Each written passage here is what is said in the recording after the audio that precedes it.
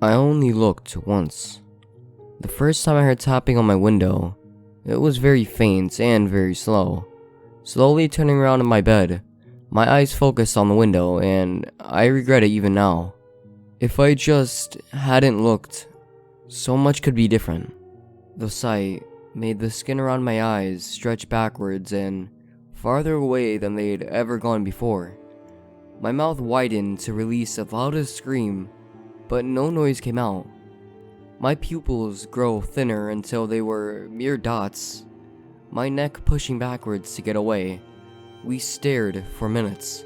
I wrote it off as a bad dream. The next day, just before midnight, I clearly heard steps outside my window, like a horse galloping. I shoved my head under my blanket and tried my hardest to still myself. The tapping began. It was louder and faster than last time. Minutes passed and the tapping stops. When I woke up the next day, I walked around my backyard. Beneath my window, there are large footprints, large enough to fit my palm spread out with a bit of space still left. They're in front of my window, but nowhere else, as if they just came into existence. I called the cops. They arrived later that night and stood guard. The tapping never came. That night, I fell asleep in peace, and a clutch of hope tells me that things are gonna be fine. Eventually, the cops leave. I wake up in the middle of night. It's pitch black outside. I heard loud, disgruntled tapping on my window. The tapping is much more forceful than before. I could hear the window shaking. I know something is staring at the little lump in the bed with sullen eyes. The large pit in my stomach told me so. I don't know why, but I'm still. It feels comfortable, I guess. A delusion telling me it can't see me if I'm just still enough. But I can't help but breathe, and the breathing makes me rock slightly up and down. The tapping stops, eventually, and when I wake up, I feel like a wreck. I call the cops again, but this time they're not as receptive. Things can't go on like this, I think to myself and head out. There's a forest beside my house. It's filled with close trees, lush leaves, green and orange bushes, and tall thick grass. I know the tapping comes from there. I know it for a fact. If I can find where the tapping comes from. I put on my thick green jacket, my heavy black boots, and snatched my camera.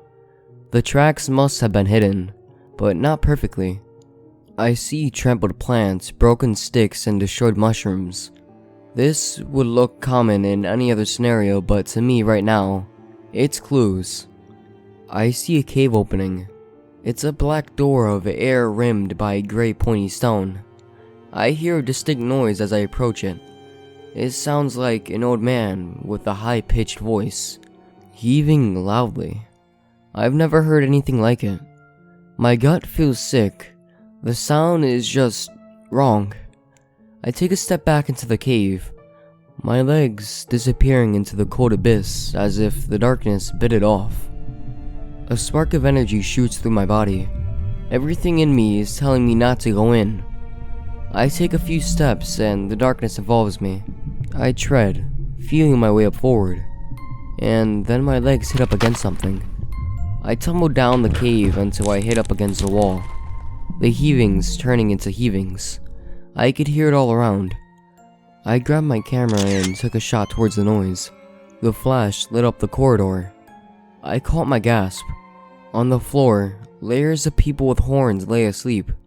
Their feet are covered in goat hair. I got a picture. I'm heading out. I permanently put on the light to not step on anyone. I figured shining some light is better than stepping on them, and I slowly snuck my way out of the cave. As I was about to exit the cave, I saw a distracting light, and accidentally stepped on a pebble. I heard the pebble fall down the cave and bump into something. The creature wakes up with a shriek, waking everyone else up. I sprint away. I'm sitting in my living room, covered by my blanket, and I'm shaking. I don't know what else to do. They stop tapping. They're banging. They're banging on my door. They're banging on every window. Some of them are screeching. Their bangs grow louder and louder. Their screeches more horrible. I feel like they're gonna shatter my windows any second now. I'm breathing too fast. I'm hyperventilating. It goes out and in. I can't control myself. Just stop! Please, stop! I'll remove the pictures, I swear. I hear sirens in the distance.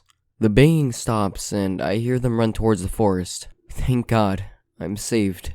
My neighbor had called the cops. I fumbled out to explain what happened. I can barely describe the thoughts in my head. When the officer grabs my shoulder and tells me to calm down, I show him the pictures on my phone. He looks at them curiously before dismissing them as fake. They drive away. I'm not too sure what to do.